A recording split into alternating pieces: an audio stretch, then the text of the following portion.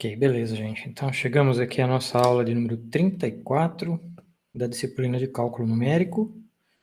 E hoje, o assunto que nós temos na nossa pauta é o assunto que ficou adiado de encontros anteriores, que é discutirmos um pouco a questão dos erros e estabilidade de PVIs.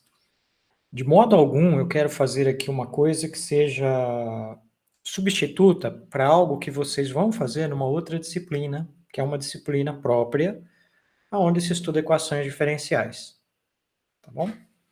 Vocês vão ter aí uma disciplina Introdução às EDOs, alguma coisa assim, eu não sei exatamente o nome da disciplina aqui, mas deve ser Introdução às EDOs,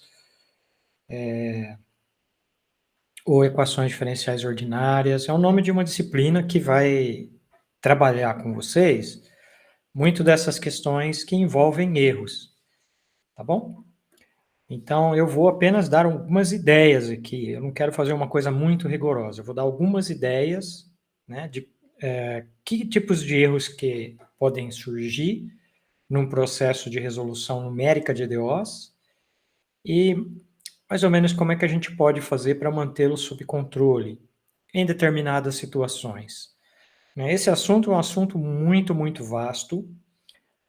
Os métodos numéricos, os métodos numéricos adequados, eles dependem muito do tipo de problema que vocês vão encontrar para resolver. Quer dizer, tem métodos desses que nós vimos, que são métodos gerais e aplicam em quase todos os tipos de PVIs, mas nem todos.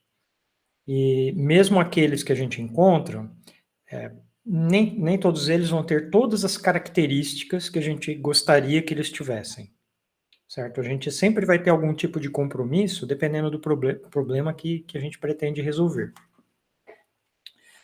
Bom, então, vamos lá. Deixa eu dar uma ideia primeiro para vocês de uma coisa que se chama erro de truncamento local. Tá? Olha, esses erros que eu vou discutir aqui, eles não têm nada a ver com erro numérico. Não é erro de natureza numérica. São erros que têm a ver com o processo, o processo iterativo que vai ser montado para resolver o PVI numericamente, certo? Então, existem erros aqui que vão vir em virtude do esquema que você montou para fazer a resolução do seu PVI. Então, vamos considerar o seguinte, vamos começar com PVI de primeira ordem. PVIs de primeira ordem são suficientes para nós, como já foi explicado antes. E vamos lembrar como é que a gente obtinha um método de Taylor de ordem Q. A gente pegava a solução Y, né, do nosso PVI e imaginava assim, que eu expandi a solução do PVI usando a série de Taylor em torno do ponto xn. Podem ver que o y, y', até a derivada de ordem q, estão sendo calculadas todas no ponto xn. E você vai usar essa informação aqui para calcular o xn mais 1, né, que é essa quantia que aparece aqui, ó, xn mais h, certo? Lembrando que a gente sempre assume aqui que os pontos são igualmente espaçados, beleza? Então, a gente teria um esquema como esse daqui, no qual entra um termo muito importante, esse termo surge da aplicação do teorema de Taylor, e ele diz o quê? Ele diz para a gente como é o termo do erro. O termo do erro é aquele termo que a gente obtém quando a gente faz o truncamento da série, certo? Porque isso aqui seria uma série, a série de Taylor.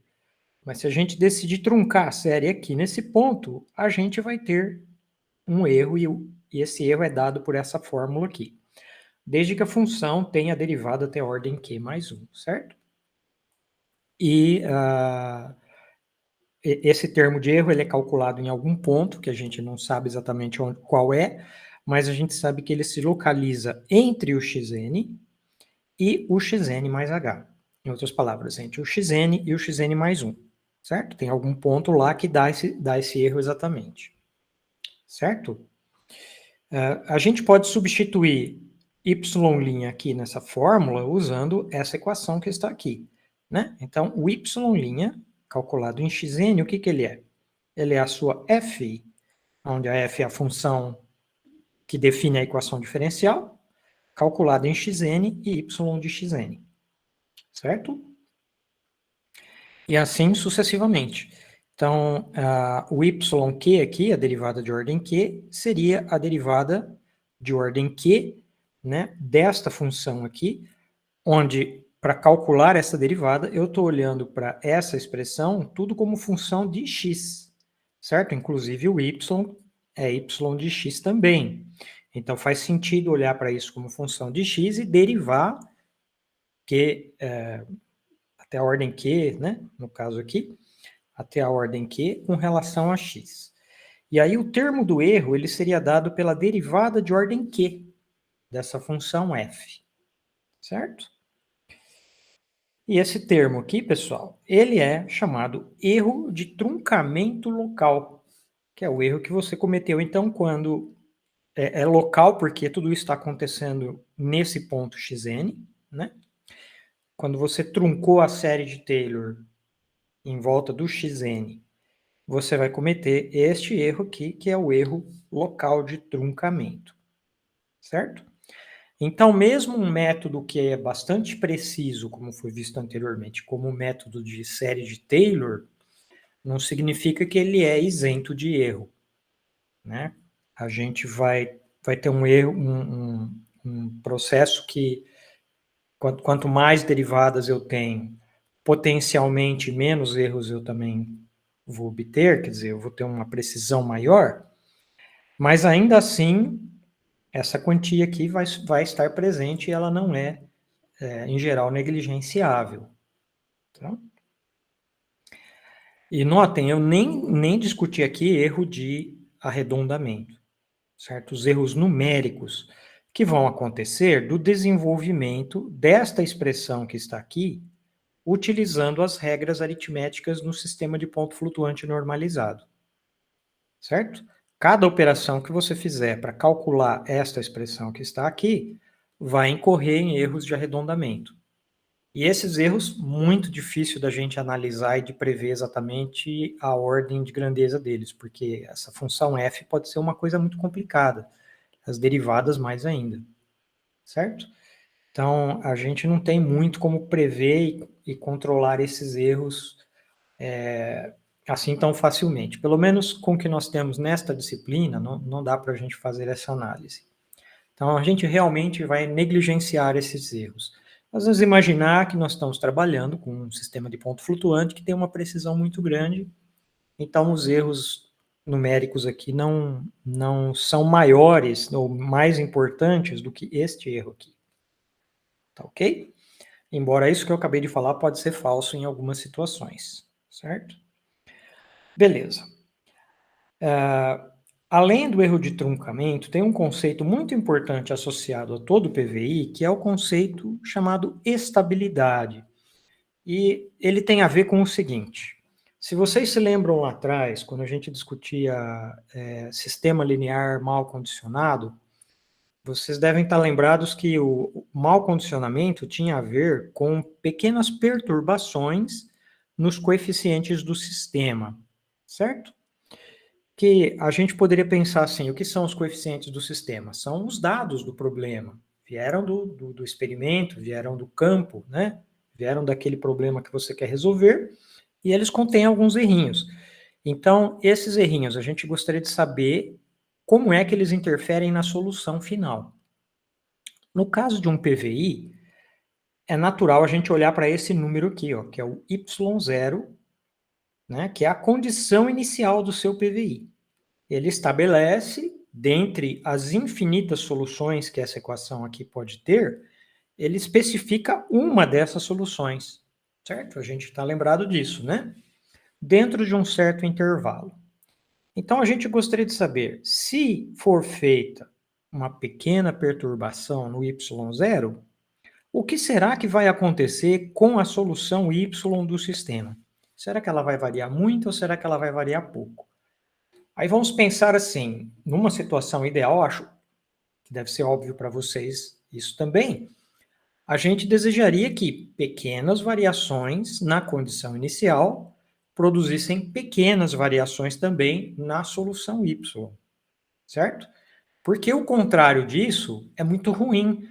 Afinal, eu não poderia decidir, dentre duas soluções, por exemplo, qual seria a solução correta para o meu PVI, né? Já que se tiver muita variação, eu não vou ser capaz de fazer isso, certo? Então, por razões de natureza prática mesmo, é claro que a gente gostaria que pequenas perturbações de y0 dessem pequenas perturbações do y. Para a gente entender essas perturbações, vamos imaginar a seguinte situação. Ó, vamos imaginar que eu venho no meu PVI, eu vou trocar o y0 por essa outra quantia aqui, que eu vou chamar de y0 mais um epsilon, tá? E, em geral, eu estou interessado em epsilon aqui como sendo uma quantia bem pequena, pode ser positiva ou negativa, não é necessário que seja sempre positiva ou não, tá? Mas, geralmente, uma quantia pequena. Então, você vem aqui no seu PVI, ó, e você troca o y0 por y0 mais o epsilon. O que você fez com isso? Antes eu estava especificando uma solução desse PVI, com isso daqui, é óbvio, eu vou estar especificando outra solução. Então, nós vamos chamar essa outra solução de y com o subíndice epsilon aqui embaixo, para indicar que ela é a solução deste outro PVI aqui, no qual você introduziu uma perturbação epsilon. Então, é claro que se eu pegar epsilon igual a zero, o que acontece com esse y de epsilon? Ele coincide com a solução deste outro PVI aqui, certo? Que é a solução que eu gostaria de estudar. Eu gostaria de estudar essa daqui, tá? A solução desse PVI. Então, para isso eu faço a perturbação na condição inicial e aí o que acontece? Eu não vou provar isso daqui, no livro da Neide também não é feita essa demonstração, tá? O que pode ser mostrado é que se as mesmas condições que estiverem valendo para o teorema de existência e unicidade, aquele teorema que garante que existe num determinado intervalo, vai existir uma solução e uma só solução do PVI, certo? Então, dado que aquelas condições estão valendo, quer dizer, a função f é contínua, Lipschitz, aquela história toda que nós já vimos antes. Dadas essas condições, para pequenos valores de epsilon, pode ser mostrado que existe alguma constante positiva que satisfaz esta condição que está aqui. Vamos entender o que ela significa. Olha, se você olhar para essa parte da condição, você vai ver que o que está sendo feito é a diferença entre y de epsilon, que é a solução do problema perturbado, menos o y de x, que é a solução do PVI original. Então, grosso modo, o que eu estou fazendo aqui? Eu estou medindo a distância entre essas duas soluções. Eu peguei uma distância assim, ponto a ponto. Para cada valor de x, eu faço a diferença entre as duas soluções. Então, eu estou medindo quanto é que essas soluções são diferentes uma da outra. E eu vou pegar, dentre todas essas diferenças aqui, eu vou escolher a maior de todas, certo? No intervalo AB, que é o intervalo onde esse PVI está sendo resolvido, certo? Então, eu vou pegar a maior de todas as diferenças. Quando eu faço isso, então pode ser mostrado que essa maior de todas as diferenças, ela sempre é menor do que uma constante C positiva vezes o epsilon, tudo isso em módulo. Ok?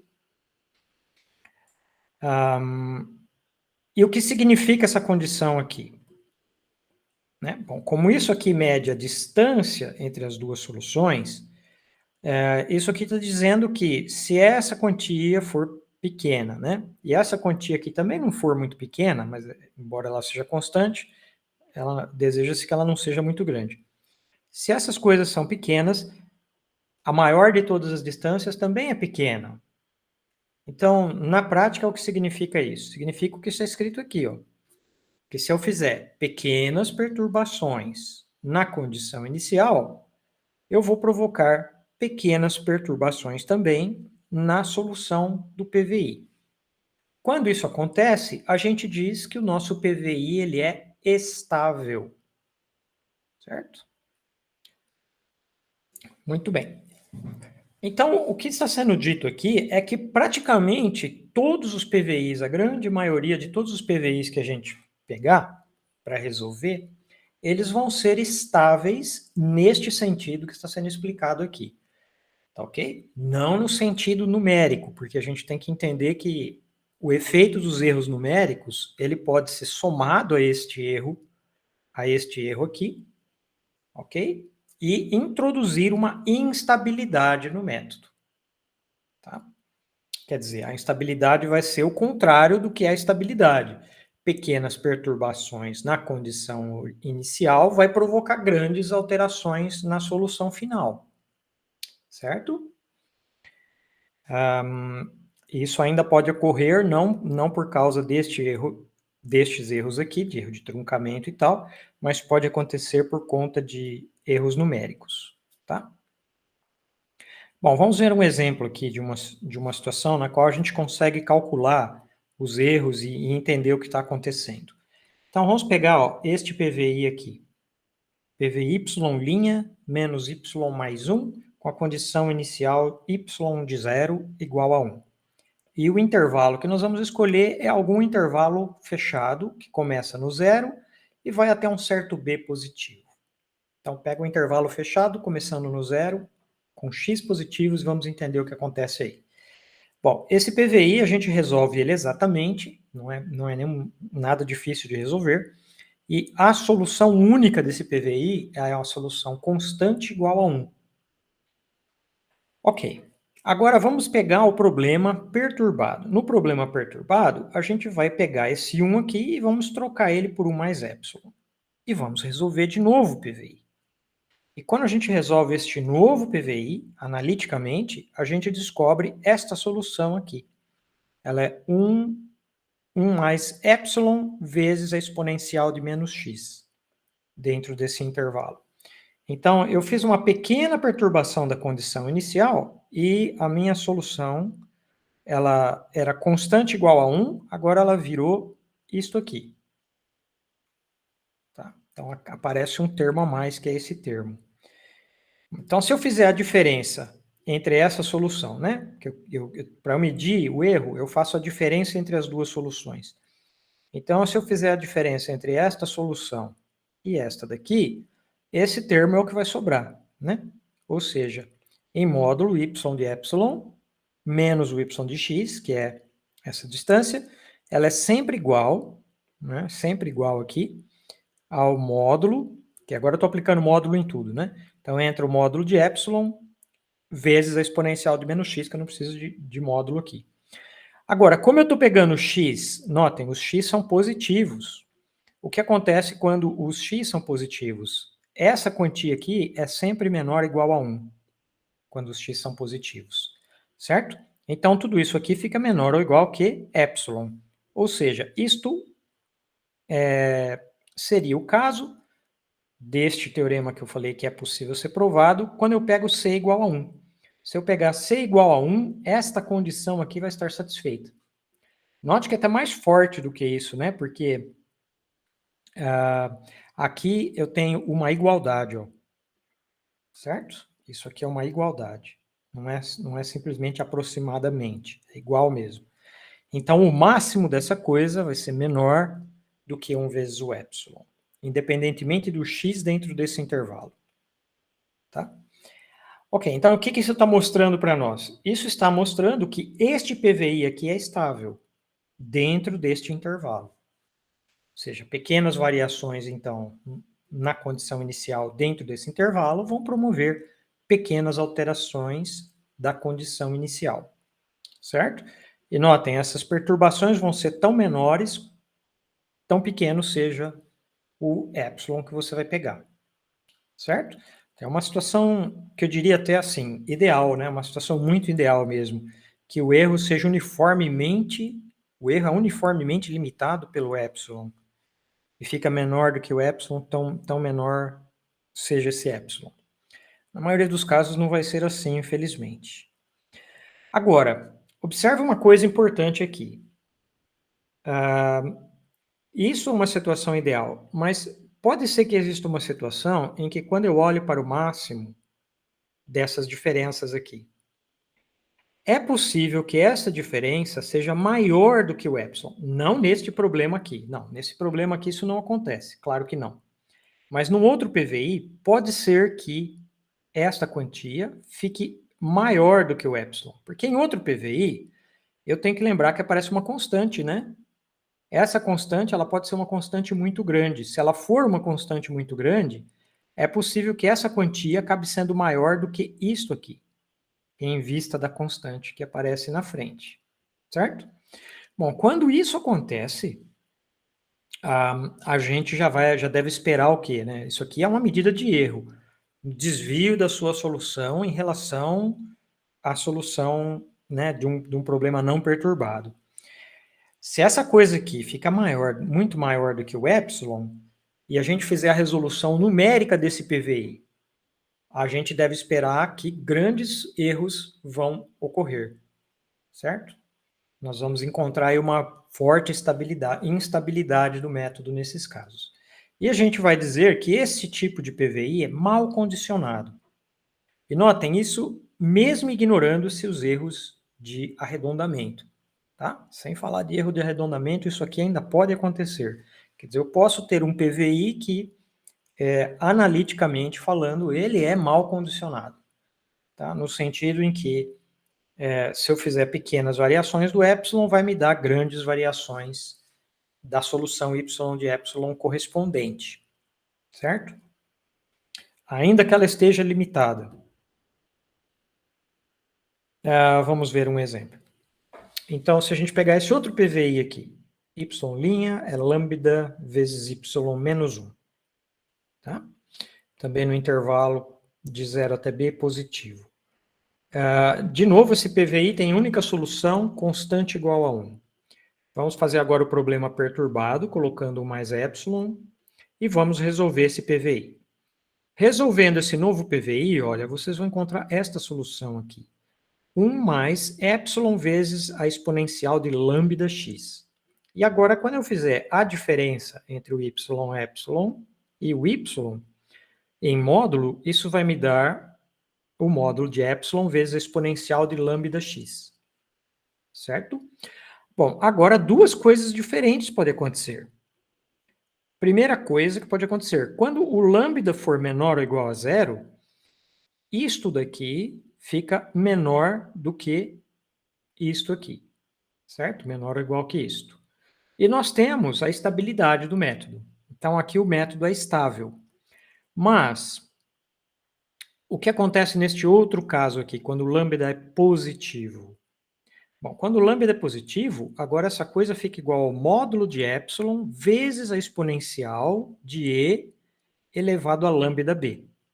Notem, o b nós estamos pensando constante, né? É o intervalo onde a gente quer resolver. Então, isso aqui está entrando como uma constante. Isso aqui seria a nossa constante c. Certo? O que pode acontecer com este número aqui? Tem duas coisas que podem acontecer, né? Ele pode ficar, perdão, tem uma coisa que pode acontecer com ele, que é ele ficar muito grande. E quando é que ele pode ficar muito grande? Ou quando o lambda for muito grande, ou quando o b for muito grande. Quer dizer, o lambda é um dado do problema, tá aqui, né? É um dado da equação que você quer resolver. O b é o tamanho do intervalo. Quer dizer, se eu pegar um intervalo muito grande, né, o que eu posso esperar que comece a acontecer dentro desse intervalo? Instabilidade vai começar a surgir, por conta de eu ter aumentado o intervalo, certo? Ou, se eu aumentar muito essa constante, eu posso já começar a observar a instabilidade já no comecinho das interações, certo? Então, é a possibilidade, quando isso aqui é muito grande, é possível que isso daqui também fique grande, certo? E notem que aqui é o máximo dessas quantias é igual a isto daqui. Então, nós estamos vendo que isso que eu falei de ocorrer instabilidade neste PVI em particular é praticamente uma certeza, né? Que a gente vai encontrar instabilidade numérica aqui, certo? Então, vejam, um PVI ele pode ser estável ou instável se alguma coisa nele mudou, né? Algum dado do problema mudou. O lambda aqui, por exemplo, se ele muda de negativo para positivo, esse problema ele pode mudar de estável para instável, certo? Ok, então é uma coisa realmente bem delicada e bem capciosa, tá? A gente também vai dizer assim, esse problema ele é bem condicionado, né? Ele não é só estável. Os dois são estáveis, tá? Nas duas situações, o meu PVI ele é estável, ele tem aquela garantia de estabilidade que é dada pelo teorema lá atrás, certo? Mas ele ainda pode ser mal condicionado, no sentido em que eu ainda vou ver grandes variações dessa quantia, certo? Muito bem. Então, os problemas, neste primeiro caso, a gente diria, são bem condicionados, e neste segundo caso, mal condicionados. Tá bom? Problemas mal condicionados vão ser particularmente difíceis de resolver numericamente, né, por razões óbvias. Ok. Agora, isso aqui, essa diferença aqui, né, em máximo dela, em geral, ela é um pouco difícil de calcular. Aqui eu consegui calcular porque eu consigo obter a solução exata do PVI. Mas e nas situações em que eu não tenho a solução exata do PVI? O que eu posso fazer? A gente pode estimar essa diferença. Tá? Aí pode ser mostrado, em geral, que uma forma de estimar essa diferença aqui é eu calcular essa quantia que está aqui, que é o epsilon vezes a exponencial de uma integral definida. Integral de x0 até x, da derivada em relação a y de f, então a f grande deriva em relação a y, calcula num certo t e num y de t, e integra desde 0 até x. Ok? Isso não é ainda tão fácil de calcular, porque a gente observa aqui que isso depende de eu conhecer a solução do PVI ainda, né? Mas isso é muito mais fácil de obter do que diretamente assim, calculando a diferença mesmo, tá? Em determinadas situações, a gente consegue também estimar o valor dessa integral, mesmo sem conhecer o y de t. Então, a gente consegue ter uma estimativa para esses erros ainda, tá? Vamos chegar lá. Então, por exemplo, olha, no exemplo anterior, que é esse aqui, né, onde eu encontrei essa diferença aqui, como é que seria isso? A minha f é assim, lambda vezes y menos 1. Como é que é a derivada disto em relação a y? A derivada é lambda. Ok, faz o seguinte agora então, integra desde x0, que no caso era 0 lá, né? Então vamos integrar de 0 a x essa derivada. Como ela não depende de y, fica fácil, porque é só a integral de 0 a x de lambda dt. Isso dá lambda vezes x.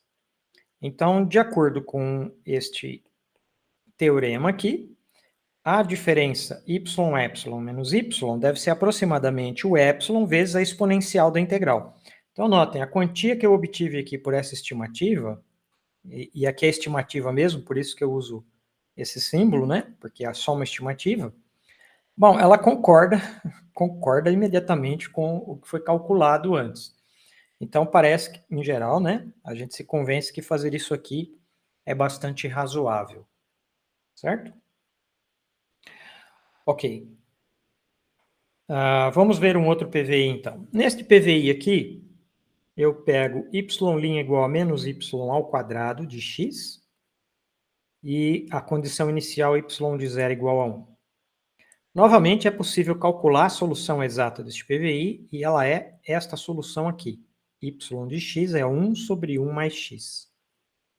Okay? Você consegue verificar que essa é a solução mesmo, simplesmente deriva e põe aqui, e vê que a equação, né, e pega isso e põe aqui, né, e verifica que os dois lados são iguais, tá? Para esta função y aqui. Ok? E ela tem a propriedade que o y de 0 é 1, obviamente. Então, é fácil verificar que isto é a solução do PVI. Ok. Para o problema perturbado, se eu vier aqui colocar um epsilon, pode ser um pouquinho difícil de resolver o PVI nesse caso. Mas, de acordo com esse teorema de estimativa, eu posso estimar calculando a integral da fy. Bom, vejamos. Neste problema, o fy é menos y ao quadrado. Então, quando eu derivo em relação a y, claro que dá menos 2y. E como eu sei a solução exata, eu substituo y pela solução exata. Isso dá menos 2 sobre 1 mais x, certo? Agora eu integro essa fy de 0 até x, que é a integral disso, que é a integral disso, e é claro que a gente vai obter o logaritmo de 1 mais x elevado a menos 2, certo? Então, é uma integral fácil de calcular e ver que dá esse valor mesmo. Mas isso não é o que a gente quer ainda, que vai entrar na fórmula do erro. Cuidado, não é essa integral, mas é a exponencial da integral vezes o epsilon. Então, agora a gente calcula a exponencial da integral. Mas vai ficar exponencial do ln. Então, isso vão cancelar. Então, vai ficar 1 sobre 1 mais x, perdão, elevado a menos 2, que é 1 dividido por 1 mais x quadrado. Tá? Então, isso é a exponencial daquela integral.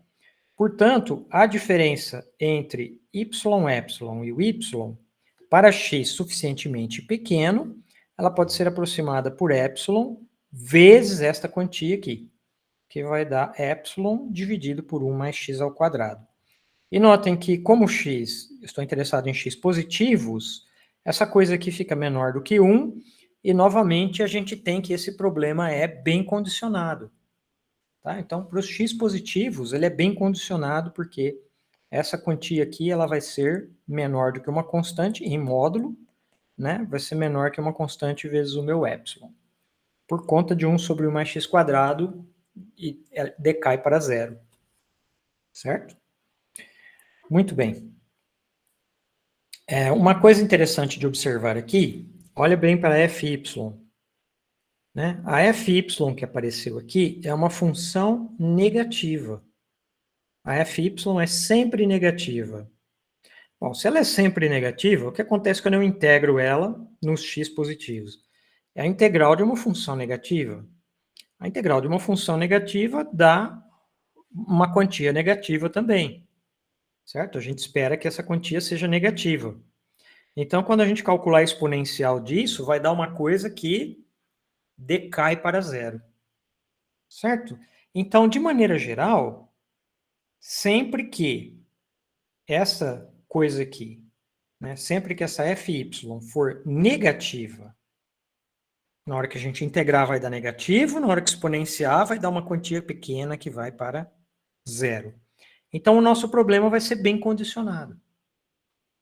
Tá? Toda vez que o fy de t, y de t for negativo, o problema é bem condicionado. Certo? E por que é interessante saber disso? Porque, em algumas situações, eu consigo provar que essa quantia é sempre menor que zero, sem eu calcular o y. Certo? Isso vai ser muito importante, então, porque eu gostaria de saber a priori, se eu não tenho como conhecer exatamente o y. Eu gostaria de saber se eu vou ter bom condicionamento ou não. Se esse meu problema vai, numericamente, ele vai ser estável ou não. E eu posso fazer isso analisando o sinal dessa expressão aqui. Certo? Que em certos casos a gente consegue provar que esse sinal é sempre negativo. Tá? Mesmo sem conhecer o y explicitamente. Então, isso é uma boa coisa, ter essa quantia negativa nos garante o bom condicionamento. Tá? Ok, vamos fazer então o estudo do erro no método de Euler. Porque tudo isso que eu falei aí atrás é para um método de série de Taylor geral. Né? Vamos pegar então o método de Euler, que é um método de série de Taylor, obtido quando a gente faz o truncamento na ordem 1. Né? Então, o método de Euler é um método de série de Taylor de ordem 1. Bom, então como é que fica no método de Taylor? O y de xn mais h vai ser o y de xn mais h vezes y' de xn mais h ao quadrado, y duas linhas, calculado nesse meu ponto θn, que é algum ponto entre xn e xn mais h. Certo? E o que é este termo aqui? Nós podemos chamar ele de tn mais 1. Ele é o erro de truncamento local, como nós vimos antes. Certo? E aqui, no caso do método de Euler, né, ele vai ser igual a esta quantia aqui, obtida da derivada em relação a x, certo? Da função f de x, y de x, calculado nesse tal ponto θn aí, tá bom? O importante aqui é que, vejam, se eu tiver como obter um limitante superior para esta derivada, então eu posso dizer que, dentro daquele meu intervalo, esse erro ele vai ser aproximado por uma quantia que depende de h ao quadrado, certo? Então, isso daqui, dentro de um intervalo fechado, o erro de truncamento local para o método de Euler, ele é da ordem h ao quadrado, certo?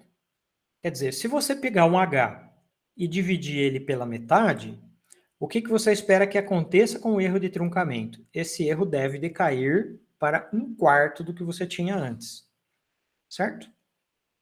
Então, grosso modo, é isso que vai estar acontecendo no caso do método de Euler. Esse é o erro de truncamento local, né? E é muito importante a gente entender isso. Essa palavra local aqui, ela precisa ser enfatizada. Esse é um erro local. É um erro que está sendo cometido em cada ponto xn especificamente. Ele não é um erro global. Quer dizer, se você começou a fazer o processo de iteração, você calculou a partir do x0, você calculou o x1, calculou o x2, o x3, o x4. Em cada um desses passos, você incorreu neste erro aqui. Tá bom? Agora, o que pode acontecer lá adiante quando você estiver calculando o último termo? Todos esses erros, eles podem ter se acumulado e vão produzir uma coisa lá no final que se distanciou muito, né, daquilo que você esperava, certo? Então, tem uma diferença entre erro local e erro global. Vamos entender melhor, então, como são esses dois erros e como é que eles afetam o método. Para isso, ó, vamos escrever aqui de novo a equação do método de Euler, certo? Que seria y de xn mais 1, xn mais 1 mesmo, que é o xn mais h, yn, h vezes a f, h ao quadrado vezes a f'. Mas como são as equações de iteração? É aquela que eu vou obter quando eu faço o truncamento aqui, então eu arranco fora esse termo de erro, mas eu faço mais do que isso. Aonde eu tenho y de xn, eu troco por yn, certo? Então são duas aproximações que são feitas. Uma delas é truncamento, a outra coisa é aproximar o y por uma coisa que não é o y. Muito bem. Se eu subtrair agora, pega essa equação aqui, ó, e subtrai desta daqui, o que vai acontecer? Do lado esquerdo, você vai ter y de xn mais 1 menos yn mais 1, vai ser igual ao y de xn menos o yn, mais esta quantia aqui. Da onde que ela está vindo? Ela está vindo daqui, ó. Tá certo isso, pessoal? Não, desculpa, perdão. Esse não é dessa daqui que tá vendo, perdão, é daqui, ó. Tá? Eu destaquei os termos errados aí, né? Porque fica esse menos esse, mas fica também este termo aqui, menos esse termo aqui, que vai dar isto aqui, certo? E por fim, esse daqui que sobra, que é o erro de truncamento local. Bom, eu vou destacar duas coisas aqui. Então, o erro de truncamento local, que eu já falei. Agora, olha para essa parte aqui dessa diferença.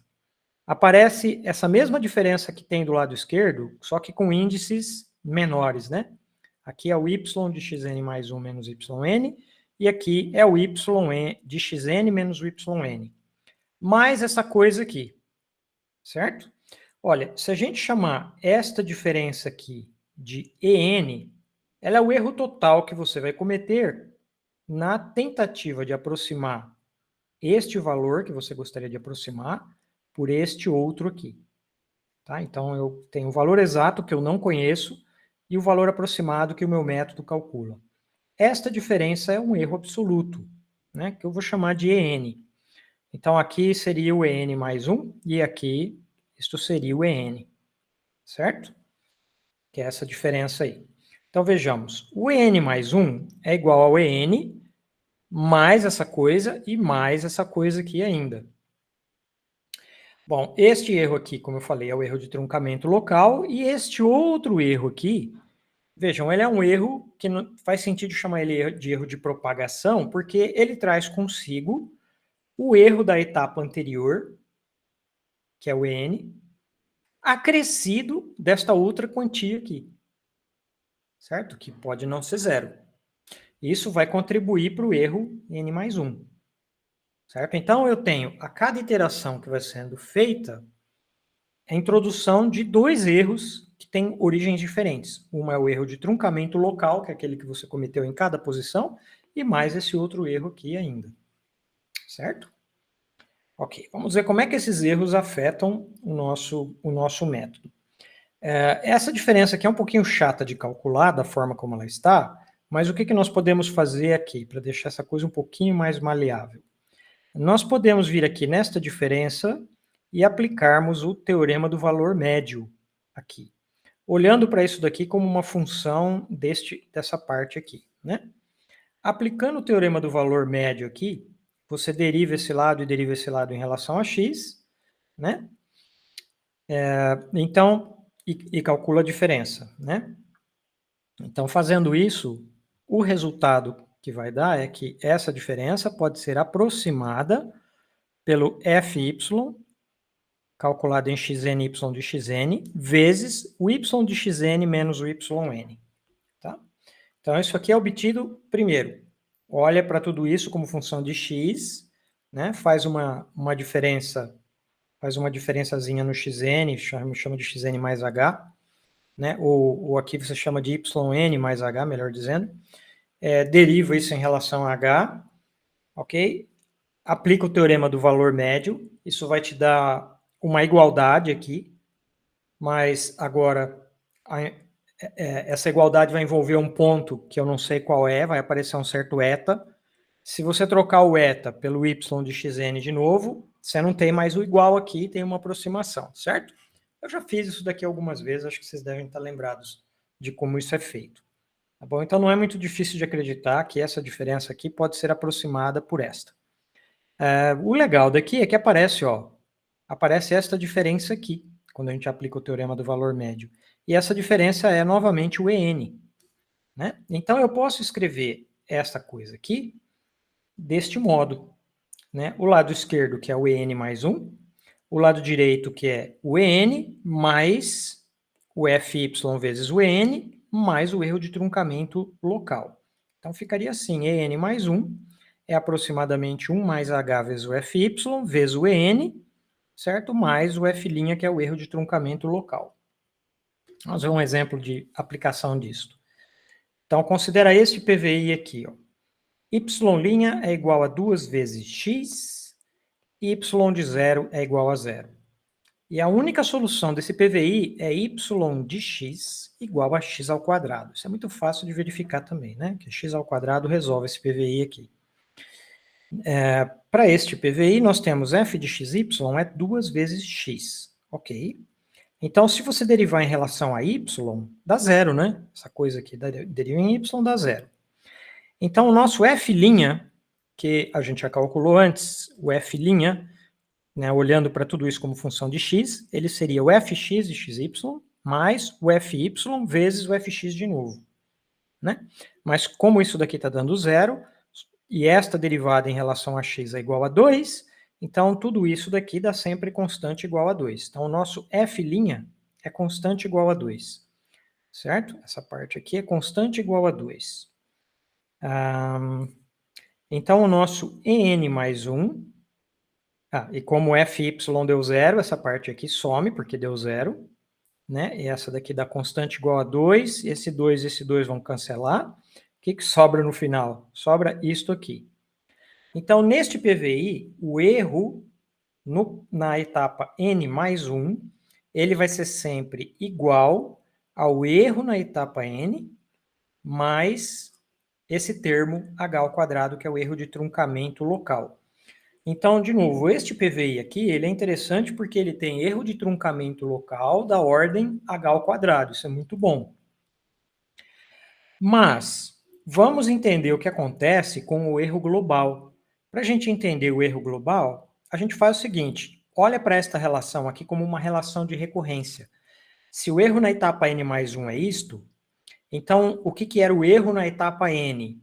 Vocês concordam que isso vai ser igual ao en menos 1 mais o h ao quadrado mais outro h ao quadrado, certo?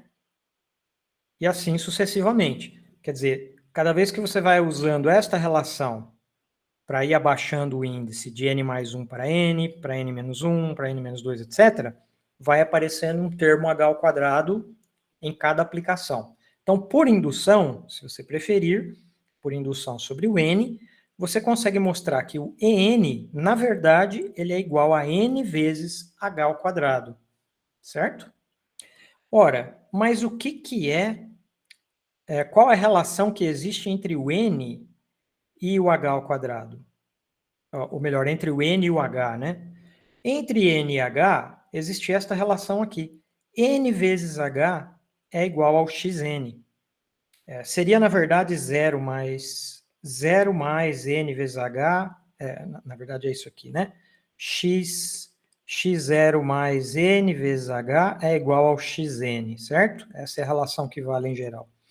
Mas neste PVI aqui, o meu x0 é 0, certo? Então, a relação que existe entre xn e nh é que n vezes h é o próprio xn.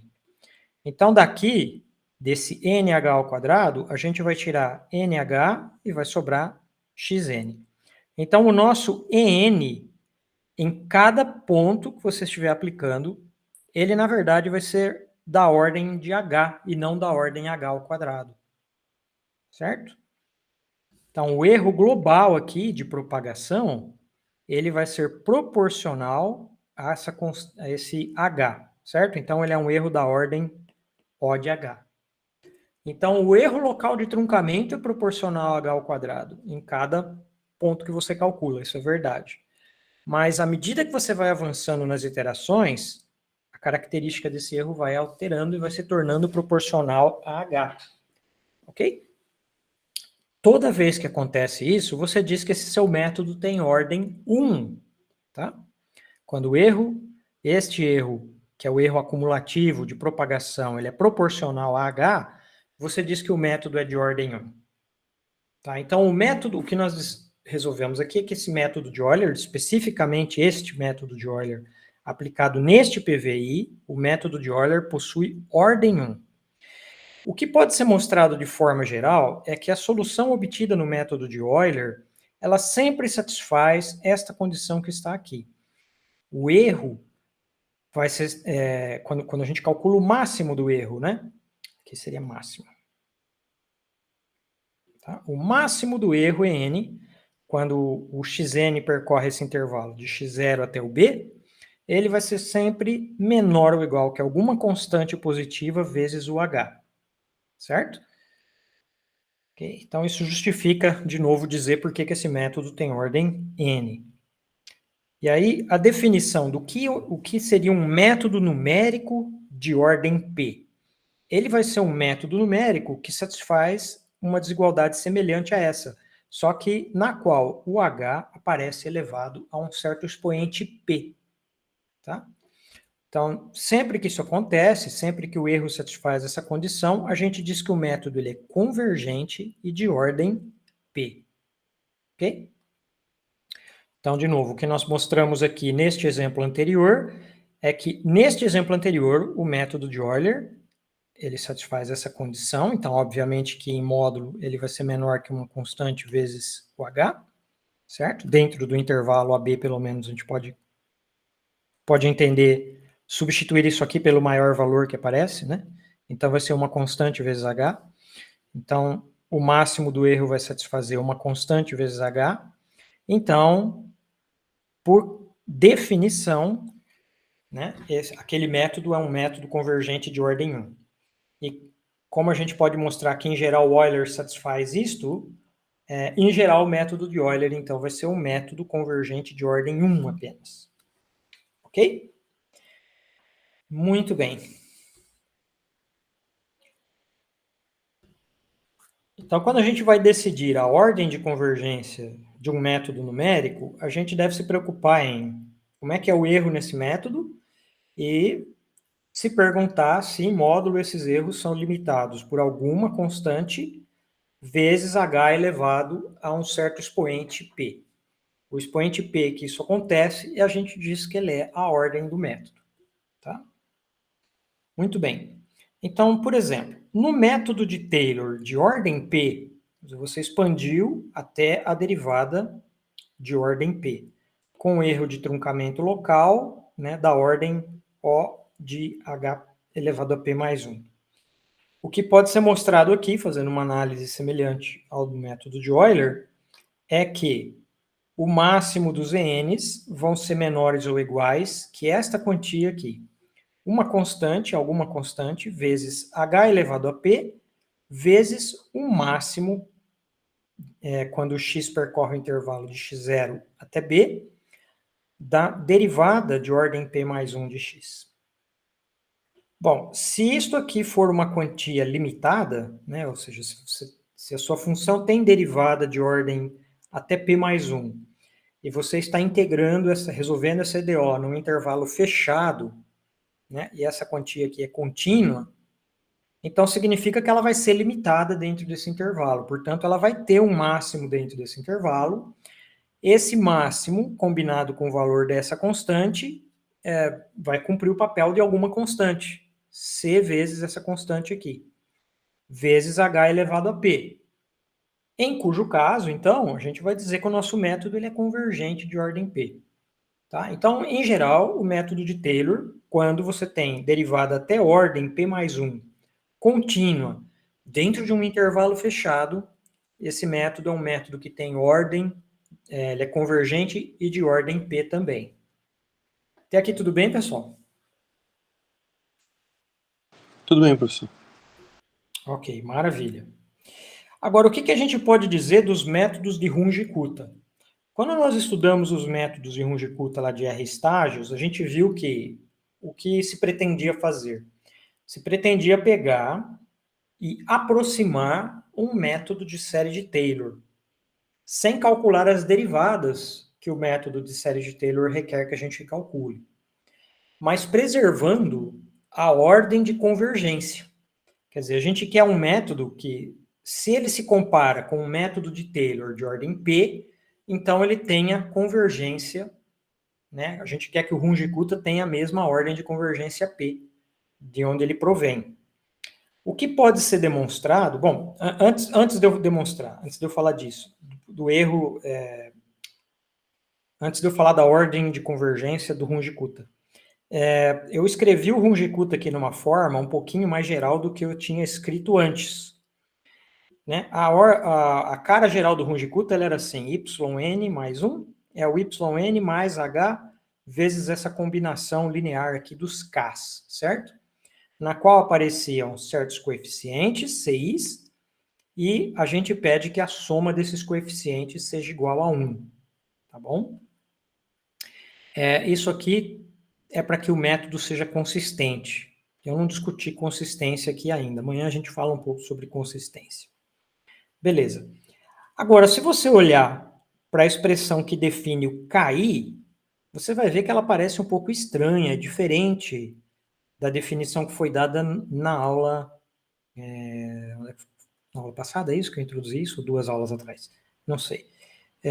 Essa parte aqui tem uma somatória de A e J, são certos números A e J, né? Para cada I você vai ter os A e J's correspondentes somados de 1 até R. E os YNs também, somatório, né, de J igual a 1 até R, dos A e J vezes os KJ. Aí você vai coçar a cabeça um pouquinho, porque olha só, quando eu olho para esta coisa aqui, como é que eu posso somar de J igual a 1 até R, se isso vai envolver KJs?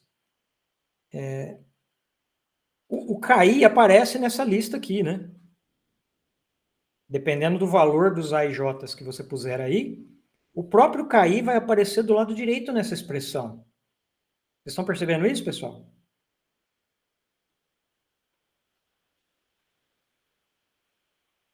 Por exemplo, ó, veja o que acontece quando você vai calcular o K1.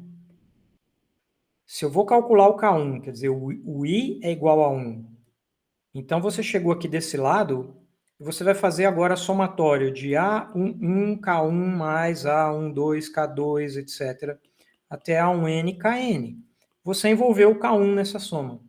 Quer dizer, se o seu A11, se aquele termo A11, ele não é zero, ele está envolvendo o próprio K1 do lado de cá. E pior, né? Se os outros números que aparecem aqui não são todos iguais a zero nesse caso, vai estar envolvendo o K2, o K3, o K4, são coisas que não foram calculadas ainda. Aí você fala, puxa, mas como pode isso? Então, isso é muito interessante de se fazer, é uma coisa que parece um contrassenso, mas não é. Você passa a interpretar essa coisa que está aqui como uma equação, ou um sistema de equações, no qual os KIs são as quantias que você deseja determinar. Tá bom? Quando isso acontece, a gente chama este tipo de método implícito, porque é um método que não dá o valor dos KIs diretamente. Ele não te dá de imediato quem é o KI.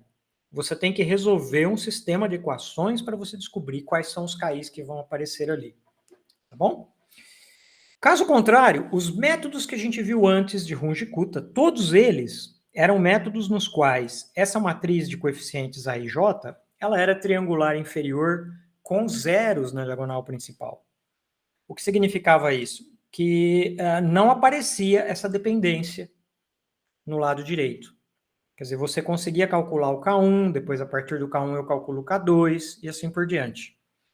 Então, os métodos que foram vistos antes são tipos de métodos que nós chamaríamos de métodos explícitos, certo? Porque eu não preciso resolver a equação para determinar as quantias que vão aparecer dentro das iterações. Muito bem, tendo dito isso, a gente poderia se perguntar assim, tá, mas então por que eu preciso considerar métodos implícitos, por exemplo?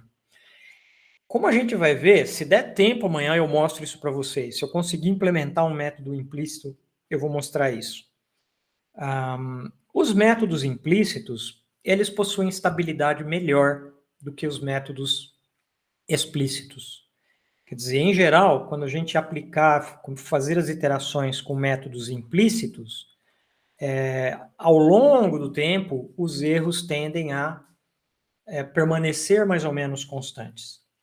Um outro exemplo, se você estiver resolvendo algum problema físico, como o problema do pêndulo, por exemplo, pensa no seguinte, se você tem um pêndulo lá oscilando, existem certas quantias que vão ser conservadas no movimento pendular. Uma quantia que é conservada no movimento pendular é a energia total do sistema. Quer dizer, se você pegar a energia cinética daquela massinha que está em movimento, certo? Pega a energia cinética dela. Pega a energia potencial dela. Eu estou desprezando a haste. A haste não tem... Pensando que a haste não tem peso e ela não contribui, então não tem momento angular, não tem momento de inércia, nada disso.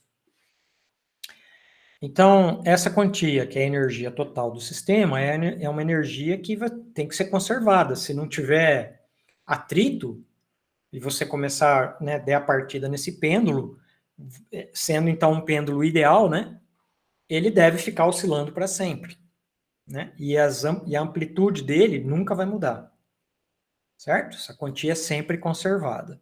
Mas como nós vamos ver, quando você faz a integração numérica, mesmo de um pêndulo simples, não necessariamente isso vai acontecer.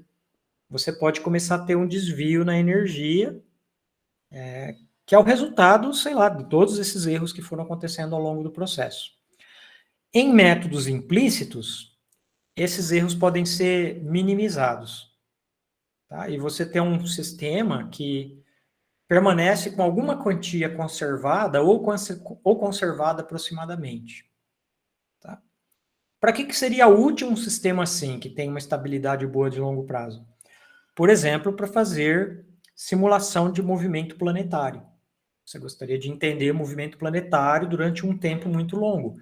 Então, é bom você ter um sistema que integre esse seu modelo planetário e que tem uma boa estabilidade de longo termo, para você entender como ele se comporta depois de um tempo muito longo, certo? Acho que não tem dúvida quanto à utilidade prática desse tipo de método, certo? Muito bem. Se der, eu implemento um método implícito para a gente ver como é que funciona isso na prática e quais os benefícios que a gente tem, tá bom? Muito bem.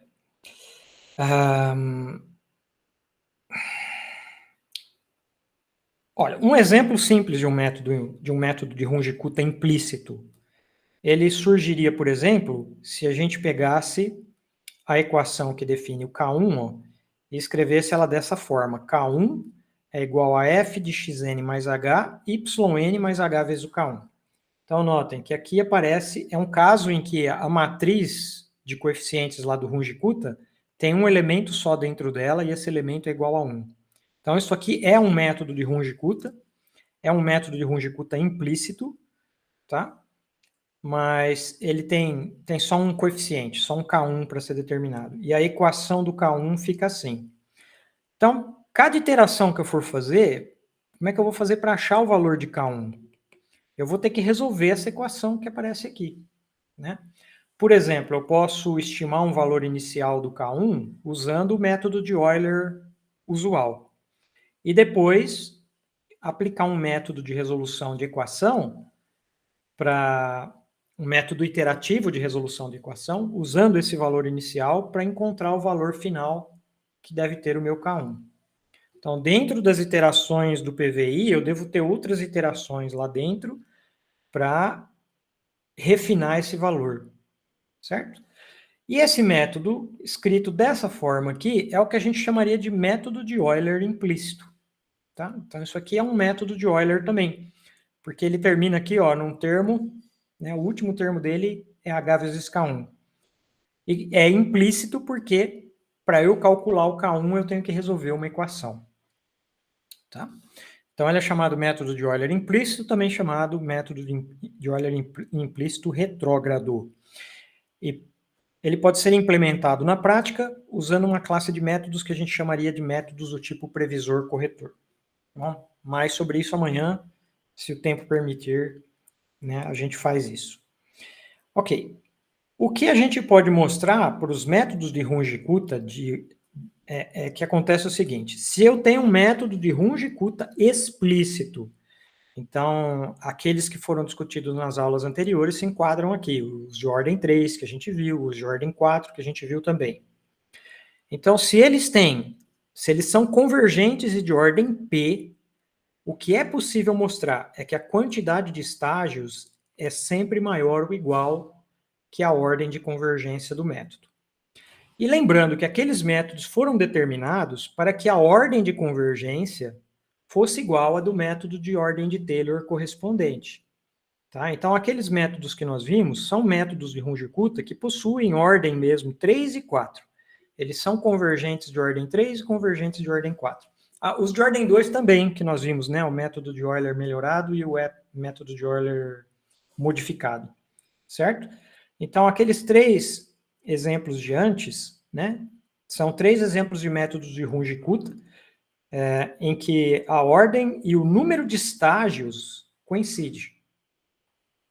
Então, os de estágio, 2 estágios têm ordem 2, os de 3 estágios têm ordem 3, e os de 4 estágios têm ordem 4. Isso, de novo, por causa do paralelo que nós fizemos com o método de série de Taylor correspondente. Tá bom? Agora, daqui para cima, a situação começa a ficar complicada e é uma incógnita, não se sabe direito. Tá? O que se sabe é que quando eu pego um método de Runge-Kutta de ordem 5, se conhece um método de 6 estágios que tem ordem 5. Quer dizer, nesse método de 6 estágios, eu tenho que calcular K1, K2, K3, K4, K5 e K6. Eu calculo 6 Ks, então são 6 estágios. Mas ele vai me dar ordem 5 apenas. Tá? A gente não conhece um de ordem 6 que tenha 6 estágios. Tá? E se não me engano, até a ordem 6, já foi demonstrado que estes números são os menores possíveis. Quer dizer, não tem mesmo, não existe mesmo um método de 6 estágios que tem a ordem 6. O de 6 estágios tem ordem 5. O de 7 estágios tem no máximo ordem 6. Ok? E daqui para cima é uma incógnita total. Se conhecem, por exemplo, um método de 9 estágios, que tem ordem 7, um método de 11 estágios, que tem ordem 8, mas não se sabe, por exemplo, se tem um método de 9 estágios que tem a ordem 8. Não se sabe disso. Tá? Então, daqui para cá, a gente sabe que esses valores são os melhores possíveis. Daqui para cá, é assunto de pesquisa no momento. Certo? Bom, beleza. E acho que com isso a gente resume um pouco a discussão de erros por hoje. Deixa eu fazer só o seguinte agora. Vamos dar um pulinho no Colab, que eu gostaria de dar alguma intuição ainda para vocês, né? Depois de toda essa teoria. Vamos ver se a gente consegue adquirir alguma intuição prática de como esses erros se comportam, né? Então, para isso, eu vou mostrar aqui para vocês, então, uma guia do meu navegador, na qual eu estou mexendo aqui com... Tem que reconectar, reconecta. Essa planilha aqui eu vou compartilhar com vocês amanhã, ela ainda é um trabalho, eu estou trabalhando nela ainda, por isso não vou compartilhar ela hoje. Tá? Mas ela tem, basicamente, os mesmos métodos que nós implementamos na aula anterior, nas aulas anteriores, né? Olha, os métodos de Runge-Kutta, Euler modificado, Euler melhorado.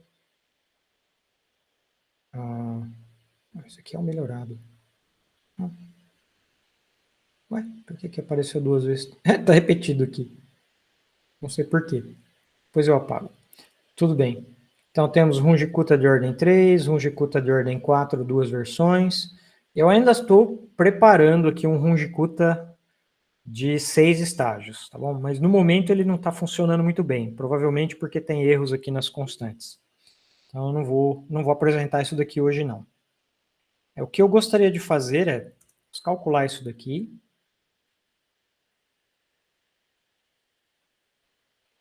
Aí eu gostaria de vir aqui no exemplo do pêndulo. Exemplo do pêndulo simples. Onde é que está o exemplo do pêndulo simples? Aqui. Então, vem no exemplo do pêndulo simples. Então, lembrando que no pêndulo simples, né, a modelagem é dada por uma equação diferencial de segunda ordem. Né? Ela era uma equação do tipo assim, θ, 2 linhas, é igual a menos g sobre L, vezes o seno de θ, né? θ de t. Θ, 2 linhas de t, era igual a isso daqui. E quando a gente transforma essa equação diferencial de segunda ordem num sistema PVI, né? A função f fica com essa cara aqui, né? Então a gente pode ver aqui que aqui a velocidade angular, representada então pela segunda componente do vetor y, e a posição angular, y0, representada pela primeira posição do meu vetor, certo? Isso a gente viu na aula passada também. Então, a função f correspondente a esse sistema é isso, e a condição inicial, eu tenho que dar 2 condições iniciais. Eu tenho que dizer quem é o θ0, é a posição inicial, e eu tenho que dar também a velocidade inicial, certo? Aqui eu estou escolhendo θ0, 179 graus. Então, esse pêndulo vai partir assim, quase que da posição vertical, né? Assim. Ele vai partir lá de cima e ele vai fazer isso aqui, né? Tá? Tá partindo com velocidade 0. Ele está quase completamente vertical e para cima. Vamos resolver isso daqui com o Runge-Kutta, o RK41, que é o Runge-Kutta de quarta ordem. Tá? Depois eu vou pegar o valor que vai sair do Runge-Kutta E como a gente pode ver aqui, eu estou transformando a posição angular de volta de radianos, né? Porque ele é calculado tudo em radianos. Depois, na hora de plotar, eu vou plotar em graus. Está multiplicando por 180 dividido por π. Ok. Agora, vamos olhar também para a energia total desse sistema, que a gente sabe que precisa ser conservada. Então, a energia total do sistema pendular é a energia cinética do pêndulo mais a energia potencial do pêndulo. Vejamos, como é que é a energia cinética do pêndulo? A energia cinética do pêndulo é dada por aquela equação que todo mundo conhece da física básica, né? M vezes V ao quadrado sobre 2. Isso é energia cinética. Mas como eu tenho um movimento circular, o que é a velocidade V? Ele é a velocidade angular, que é o ômega, vezes o raio R, que no caso aqui é o L. Certo? Então seria ômega, que é θ linha, né? Então é o θ linha vezes o L ao quadrado sobre 2, vezes a massa M. E isso é o que está escrito aqui, ó. Certo? A componente 1 do vetor, ela me dá o θ', que é a velocidade, vezes o comprimento do braço, ao quadrado sobre 2. Então, isso aqui expressa a energia cinética do sistema. E como é que é a energia potencial? Depende da altura que o pêndulo está do chão. Então, eu vou assumir que quando o braço tiver com a posição angular 0, quer dizer, o pêndulo está aqui na parte de baixo, eu vou assumir que ele está à altura 0 do chão, quer dizer, ele passa rente ao chão, certo? Então, a altura dele em relação ao chão é dado por L menos L vezes o cosseno do ângulo que é feito com a vertical. Verifique a geometria aí, vocês vão ver. Isso aqui, então, M vezes G vezes a altura, me dá energia potencial. Então, eu somo a energia cinética e a energia potencial, isso me dá a energia total desse sistema. E se o meu integrador ele estiver integrando com perfeição, esta quantia não pode mudar ao longo do tempo. Certo? Porque eu não tenho atrito aqui. É só o pêndulo movido única e exclusivamente pela ação da gravidade, certo? Que é conservativa. Ok? Estamos dentro de um campo conservativo, então essa quantia aqui ela não pode mudar. Mas vamos ver se é isso mesmo que acontece? Vamos executar. Então, num primeiro gráfico, eu vou plotar as oscilações. Eu estou fazendo aqui no intervalo de 0 até 60 segundos, com intervalos de 30 pontos para cada segundo, né? Na linguagem da animação, 30 frames por segundo, né? Então, se eu pegar o intervalo total 60 multiplicado por 30, isso vai me dar a quantidade total de pontos, n, que eu vou integrar, tá? Então, vamos lá, fazemos isso, e aí a gente plotamos a posição angular e plotamos também a energia. Bom, então aqui está o nosso pêndulo oscilando como esperado, certo? E a gente vê nitidamente que não se trata de uma senoide, né? Isso aqui oscila, mas não é exatamente uma senoide, certo? E ele está oscilando aparentemente até muito bem. Mas agora vamos ver a energia total calculada em cada instante de tempo para este sistema.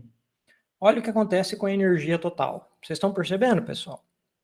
O que isso daqui está dizendo?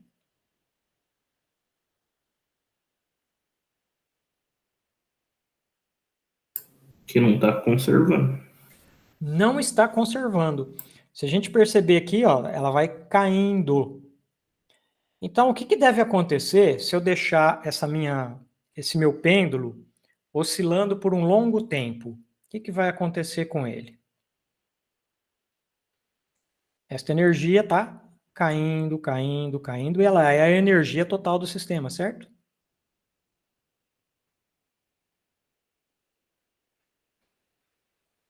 O que vai acontecer depois de um longo intervalo de tempo, então? Mas ela vai ficar negativa, sei lá. Ah, tende a 0, né? Não, ela vai tender a 0. O seu sistema vai parar, né? Ele É está isso, oscilando. considerou a altura como sendo rente ao chão, né? Então não vai ter Ele está como... oscilando, oscilando, oscilando, mas uma hora ele vai perder toda a energia, ele vai parar. Ele vai ficar na vertical. Pode ser que demore bastante para isso acontecer, né? Que a gente está vendo aqui que está caindo, mas está caindo de pouquinho, né? Tá vendo? Isso daqui é uma quantia, são quantias bem pequenas. Então vai demorar bastante para isso aqui acontecer.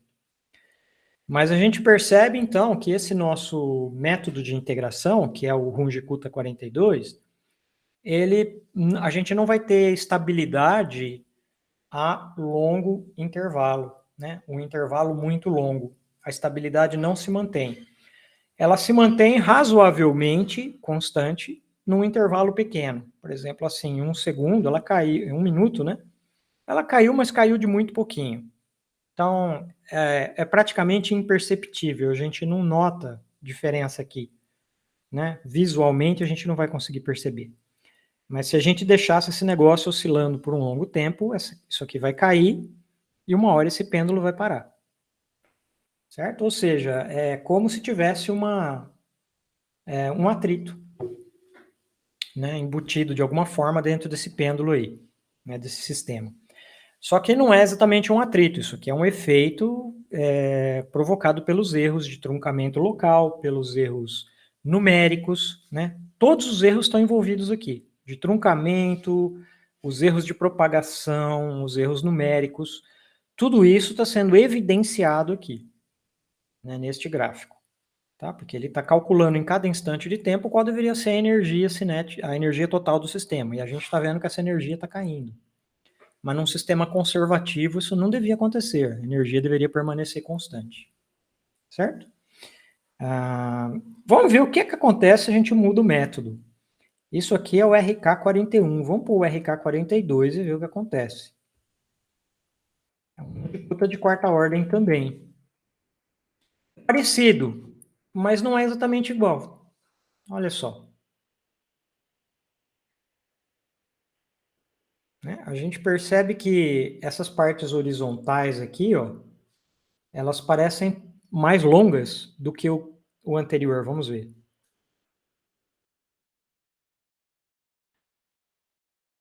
Essas partes horizontais aqui são intervalos dentro dos quais a energia cinética se preservou, certo? Quer dizer, nesse intervalo de tempo aqui, não a energia cinética, mas a energia total. A energia total se conservou dentro desse intervalo. Aqui também se conservou, aqui também se conservou. Isso correlaciona com os momentos em que o pêndulo está nessa posição aqui, ó. Neste intervalo aqui. Ao longo desse intervalo, né, a energia se mantém. Quando é que a energia está... Quando é que os erros estão se acumulando mais? São nesses momentos de transição aqui, quando ele para e começa a voltar. Né? Quando ele para e começa a voltar. É ali que estão aparecendo mais erros. E este método aqui, os erros eles surgem mais cedo e eles desaparecem mais tarde. Né? Então, a parte que é conservada é menor. Então, se a gente mudar para o 42, que é esse outro método, a gente observa agora que os intervalos em que conserva são maiores.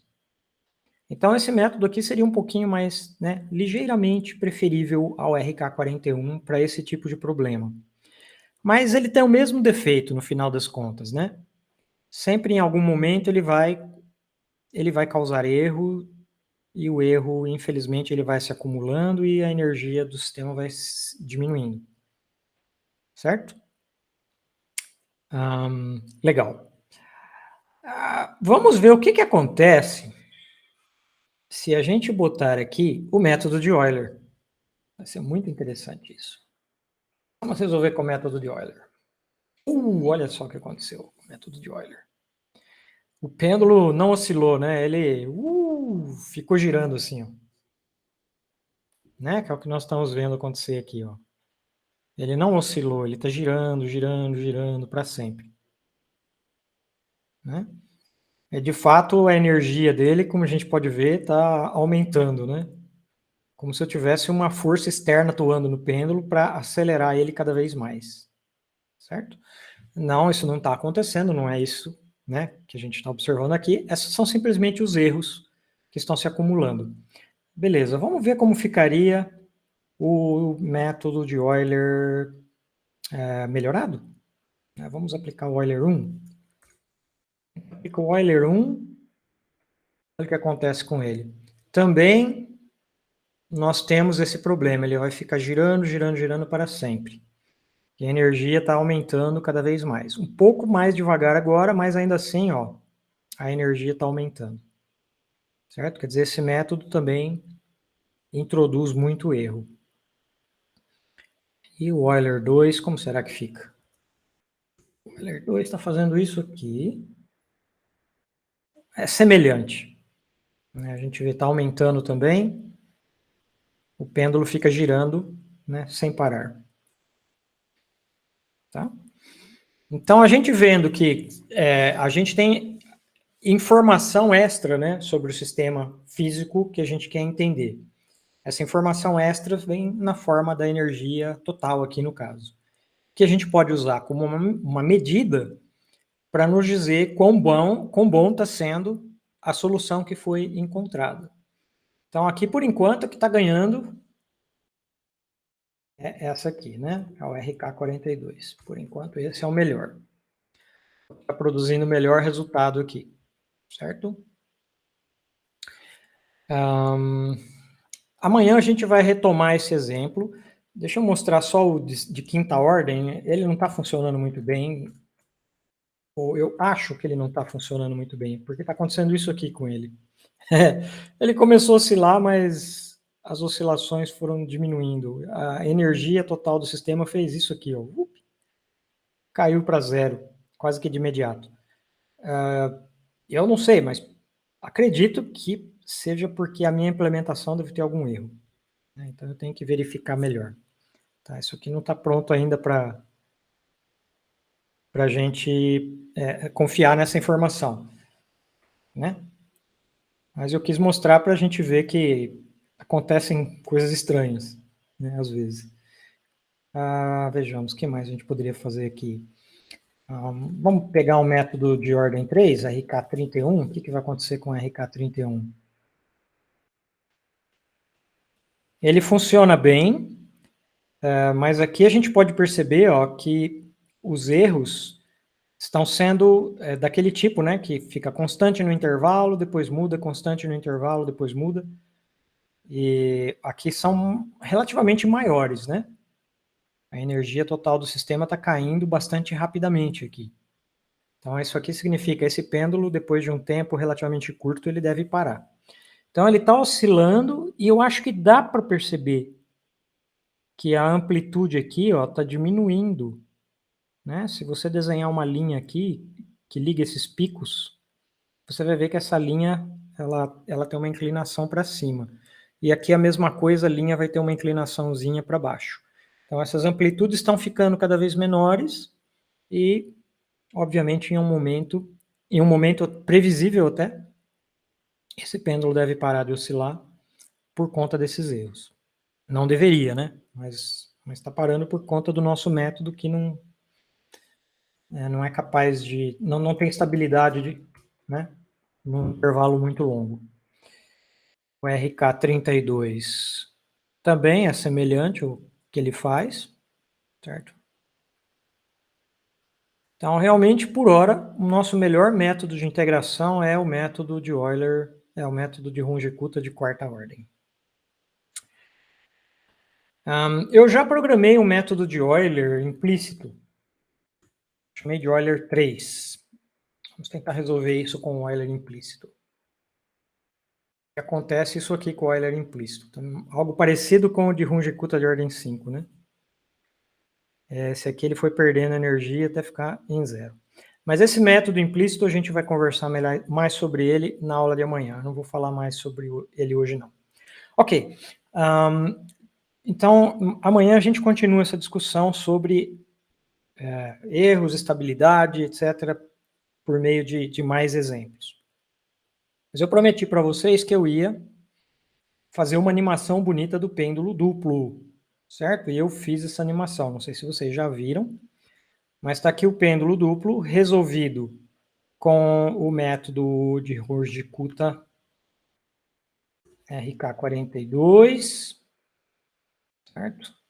Aqui está a primeira massa, a segunda massa, uma outra plotagem do que acontece com a primeira massa e com a segunda. E, por final, a gente tem um videozinho bonitinho aqui.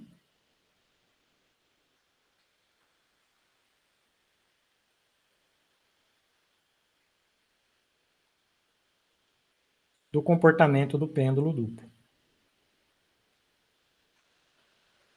Legal, professor. Ok, eu demorei um pouquinho para descobrir como é que eu fazia a animação acontecer, né? Tem uns hacks aí que a gente encontra aí pelo Google, né? Navegando no Google. Mas eu encontrei lá como fazia, e aí, uma vez que você tem os dados na mão, só uma questão de desenhar quadro a quadro, né? Onde a informação em cada quadro vem dos dados que você calculou, né, na equação diferencial. Na verdade, aqui, deixa eu deixar esse negócio rodar por um período mais longo, 5 minutos, porque acontecem umas coisas bem legais mesmo. 300 segundos, né? Vamos ver. Isso. Então, aqui a gente vê o comportamento completo depois de 300 segundos. Fica uma... a segunda massa parece que percorre todos os pontos do plano, né? Vamos reproduzir a animação aqui. Ele vai demorar um pouquinho, demora uns minutinhos para calcular. Enquanto ele vai calculando aqui, eu acho que eu vou parar a gravação e a gente pode bater papo.